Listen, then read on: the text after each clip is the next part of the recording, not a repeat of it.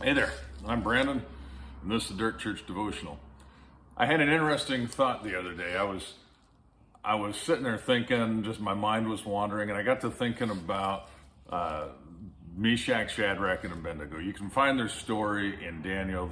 They're dispersed throughout there, but Daniel chapter 3 tells an interesting story about these three young men where Nebuchadnezzar had built this huge idol and declared that when the music goes off, everybody's got to bow down and worship it. Well, these three young men said, no, we're not going to do it.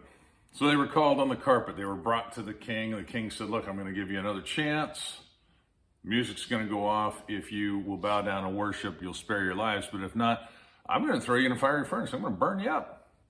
And these three young men made this statement to the king. They said, oh, yeah, and the king asked, he says, now, if I do that, what God can save you?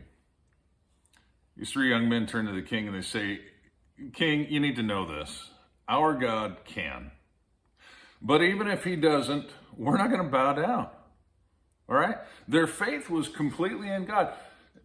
Come what may, they were going to win. That was their mentality. Come what may. Our God can, but even if he doesn't, we win.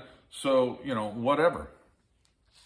Music goes off. They don't bow down. Nebuchadnezzar gets ticked. He is so mad. He has this furnace lit up, heated up 7 times hotter than normal, and he has them cast into the furnace. Now, what's interesting is they're heading down there. He's got the biggest, baddest soldiers in his army taking them down.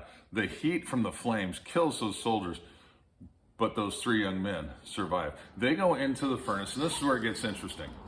All right. They're in the furnace. Nebuchadnezzar's watching, waiting for them to be completely incinerated. And yet he sees something. He sees a fourth person. And he turns to the people around him and says, didn't I throw 3 in? Why do I see 4? And now the fourth one looks like the son of the gods. What's going on here? Get this. There's no evidence that Meshach, Shadrach, and Abednego ever saw the angel of the Lord, pre-incarnate Jesus, in the fire with them. There's no evidence they had any awareness that he was there. They were just walking around talking to each other, wondering, what are we going to do? We're not dying. These ropes are burned off, but what's in it for us? Nebuchadnezzar calls them out.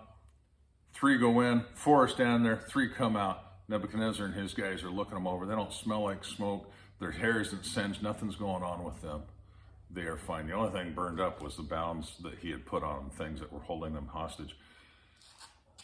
The end result is that Nebuchadnezzar makes a declaration that you've got to serve the God of Israel. Here's my point.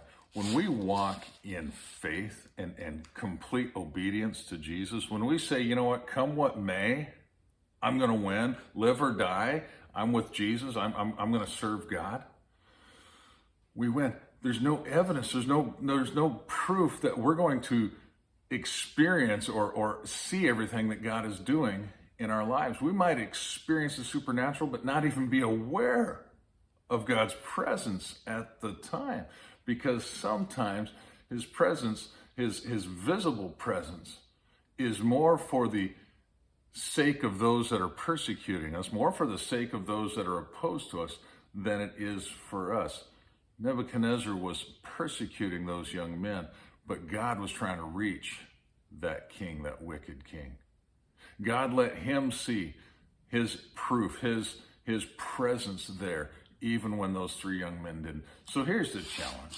You're going through life and you're experiencing difficulties. Don't get too upset if you don't see that fourth person in the fire. Understand, he's there, and his presence may be more for the sake of those watching than for you.